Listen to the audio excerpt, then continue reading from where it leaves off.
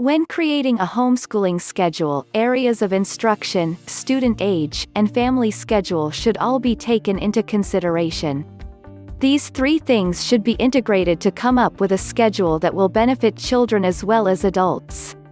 There is no need, however, to redesign the wheel.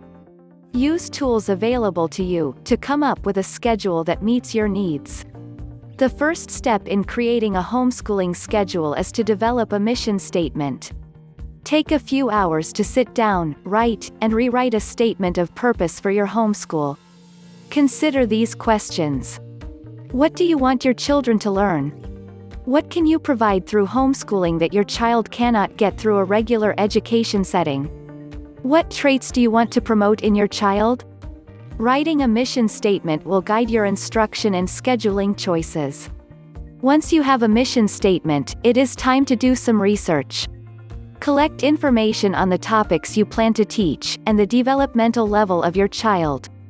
The internet is a valuable tool for this type of research. To make things easier, you may want to refer to the teaching standards laid out by your state, for the appropriate grade level.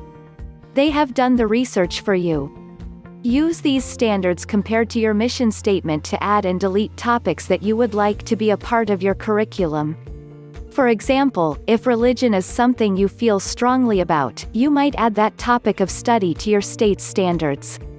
Or you might incorporate it into already existing standards such as teaching about people who have made a difference, or use religious works as part of a cultural study, or reading material. With a mission statement and instructional content, you can now begin to schedule your instructional week. With a weekly calendar in front of you, first set down meal, snack and nap times appropriate for your child and family. Next, add in regular necessary family activities, such as weekly trips to the grocery store, sports practice, or church commitments. Keep in mind that these activities can be tied into current studies and become part of the learning environment. Decide how many hours a day you wish to devote to instruction, and what time is reasonable to begin each day. Finally, divide the time between subjects. It is generally accepted that at least 2 hours a day should be devoted to language arts, reading, writing, grammar, spelling, listening and speaking. Another hour should be spent focusing on math. The rest of your time should be divided among your other areas of study. Some people prefer to hit every subject for a short time every day, but most hit each area of study for a longer period only once a week. For example, Monday, science; Tuesday, social study; Wednesday, religious studies; Thursday, art and music; Friday, community service. The last key piece in your homeschool schedule is physical activity. While some choose to treat this as any other content area and designate an hour or two each week to play sports, it is recommended that you take time each day for this.